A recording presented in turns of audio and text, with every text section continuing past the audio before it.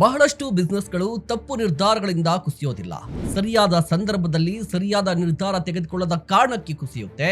ನಮಸ್ಕಾರ, ನೀವು ನೋಡ್ತಾ ಇದ್ದೀರಾ ಸುಮನ್ ಟಿವಿ ಬಿಸ್ನೆಸ್. ನಾನು ನಿಮ್ಮ ಮಹೇಶ್ ದಂಡು.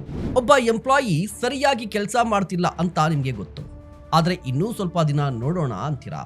ನಷ್ಟದಲ್ಲಿರುವ ಬ್ರಾಂಚ್ ಅನ್ನ ಮುಚ್ಚಬೇಕು ಅಂತ ನಿಮ್ಗೆ ಗೊತ್ತಿದೆ, ಆದ್ರೆ ಇನ್ನೂ ಒಂದು ತಿಂಗಳು ನೋಡೋಣ ಅಂತೀರಾ. ಒಬ್ಬ ಬಿಸ್ನೆಸ್ ಪಾರ್ಟ್ನರ್ ನಂಬಿಕೆ ಕಳೆದುಕೊಂಡಿದ್ದಾನೆ ಅಂತ ಗೊತ್ತಿದೆ, ಆದ್ರೆ ಈಗಲೇ ಮಾತನಾಡೋದು ಬೇಡ ಅಂತೀರಾ. ಒಂದು ಪ್ರಾಡಕ್ಟ್ ಬದಲಾಯಿಸಬೇಕು, ಒಂದು ಸ್ಟ್ರಾಟಜಿ ಬದಲಾಯಿಸಬೇಕು, ಒಂದು ಟೀಮ್ ಬದಲಾಯಿಸಬೇಕು, ಎಲ್ಲವೂ ಗೊತ್ತಿದೆ, ಆದ್ರೆ ಧೈರ್ಯ ಇರೋದಿಲ್ಲ. ಇದರಿಂದ ಮೊದಲ ದಿನ ಏನೂ ಆಗೋದಿಲ್ಲ, ಮೊದಲ ತಿಂಗಳು ಏನೂ ಅನ್ಸೋದಿಲ್ಲ. ಆಗ ಎಲ್ಲಾ ಬಿಸ್ನೆಸ್ ಮ್ಯಾನ್ಗಳು ಅಂದ್ಕೊಳ್ತಾರೆ, ಸ್ವಲ್ಪ ಸಮಯ ಕಾಯೋಣ, ಸಮಸ್ಯೆ ಸರಿ ಹೋಗುತ್ತೆ ಅಂತ. ಆದ್ರೆ ನೆನ್ಪಿಟ್ಕೊಳ್ಳಿ, ಒಂದು ಸಣ್ಣ ಬೆಂಕಿಯನ್ನ ತಕ್ಷಣ ಆರಿಸಿದ್ರೆ ಒಂದು ಬಕೆಟ್ ನೀರು ಸಾಕಾಗುತ್ತೆ. ಅದೇ ಬೆಂಕಿಯನ್ನ ಹಾಗೆ ಬಿಟ್ರೆ ಒಂದು ದಿನ ಇಡೀ ಕಟ್ಟಡವನ್ನೇ ಸುಟ್ಟು ಹಾಕುತ್ತೆ. ಬಿಸಿನೆಸ್ ನಲ್ಲೂ ಅಷ್ಟೇ, ಮುಂದೂಡಿದ ಪ್ರತಿಯೊಂದು ಕಠಿಣ ನಿರ್ಧಾರವೂ ಕೂಡ ದಿನದಿಂದ ದಿನಕ್ಕೆ ಇನ್ನಷ್ಟು ಕಠಿಣವಾಗಿ ಹೋಗುತ್ತೆ. ಒಬ್ಬ ಕೆಟ್ಟ ಎಂಪ್ಲಾಯಿ ಒಂದು ಟೀಮ್ ಅನ್ನೇ ಹಾಳು ಮಾಡಬಹುದು. ಒಂದು ನಷ್ಟದಲ್ಲಿರುವ ಬ್ರಾಂಚ್ ಇಡೀ ಕಂಪನಿಯ ಕ್ಯಾಶ್ ಫ್ಲೋ ಅನ್ನೇ ಕುಸಿಯಬಹುದು. ಒಬ್ಬ ತಪ್ಪು ಪಾರ್ಟ್ನರ್ ಇಡೀ ಬ್ರ್ಯಾಂಡ್ ಅನ್ನೇ ಅಪಾಯಕ್ಕೆ ಸಿಲುಕಿಸಬಹುದು. ಆದರೂ ನೀವಿನ್ನು ಕಾಯುತ್ತಲೇ ಇರ್ತೀರಿ.